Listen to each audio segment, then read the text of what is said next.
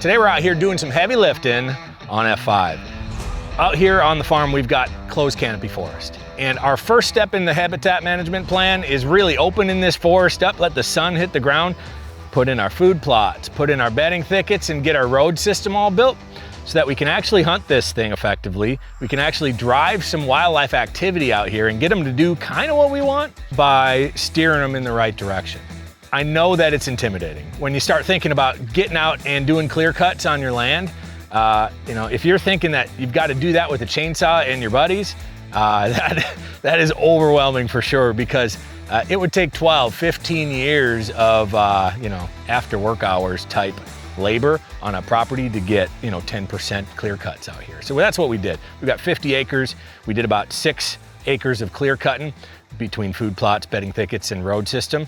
And I couldn't wrap my head around doing that by hand. So you don't have to, is the short answer.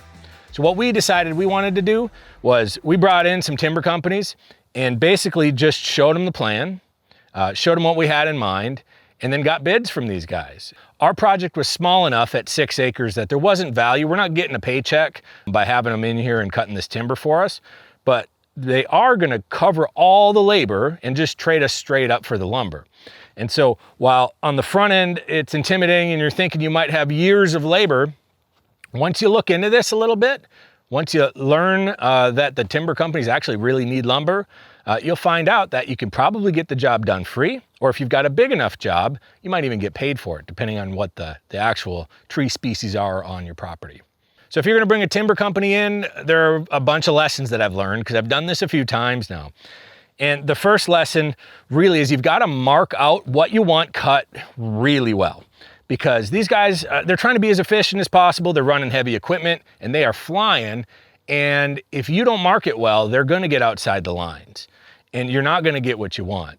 And so the first time I ever had a timber company come out, the clear cuts weren't the same shape that I wanted. They weren't the same size that I wanted.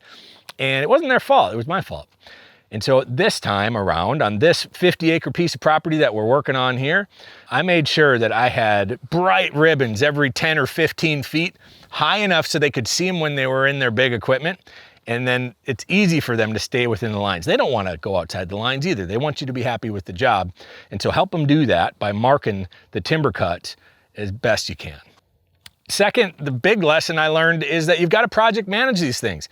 This is your project. So if you're going to have a timber company in and you're going to have them work on clear cuts, food plots, bedding thickets, road system, you might want to make sure they're doing what you want them to do, right? Because again, they want to provide a quality service, but if they don't know that they're not, they're just going to keep on going. And they crush. So you bring a crew in to clear some land, they're gonna get a lot of land cleared. And so if you're not visiting that site on a regular basis, you're gonna miss an opportunity to get them to adjust. And so what I found was 4 or 5 visits a day just to do a quick review, quick ride through with the wheeler, make sure they were on track, was really the right way to do it. And then I could communicate effectively with the crew and make sure that if I needed them to adjust, that was no big deal. The third major lesson is don't get scared when you see that clear cut, because it's going to be scary. You've got beautiful forest and you're going to come out to it and there's brush everywhere. There's logs, just everything, nothing looks right. And it scared me half to death the first time I saw it. Well, don't be scared. It all grows back. And this is actually natural, right? So when there's storms and nature is going to take out trees, they're going to knock trees over, all that understory grows back in. All we're doing is helping to do that. Regenerational forest in the thickets, adding a little bit of thermal cover with some pine trees maybe after the fact. So we're filling in the gaps and it'll grow back. So don't get nervous about it.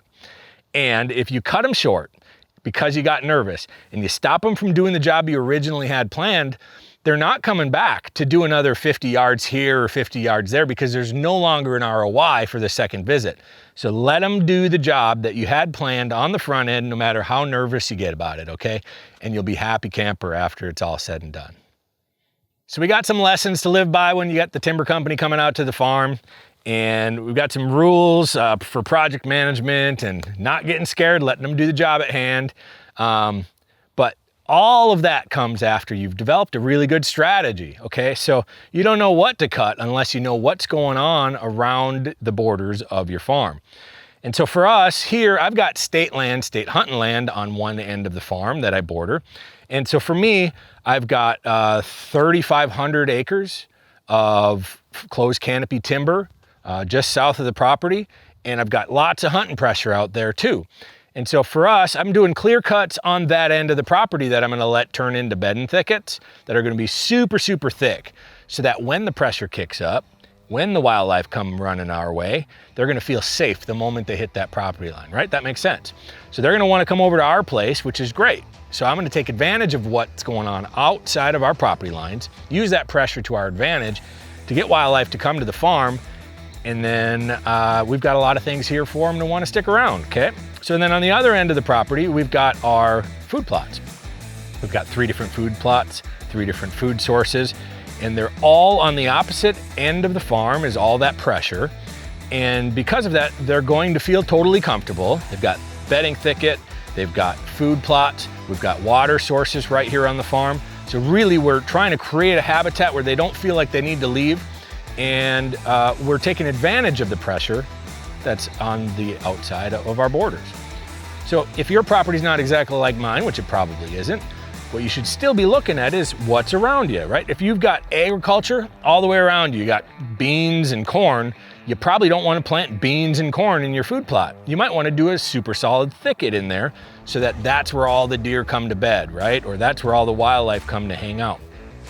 Vice versa, if you've got swamps and a bunch of thickets out there and you've got no ag in your area, well, maybe you want to do some awesome food plots in the middle of the property that's going to bring that wildlife in.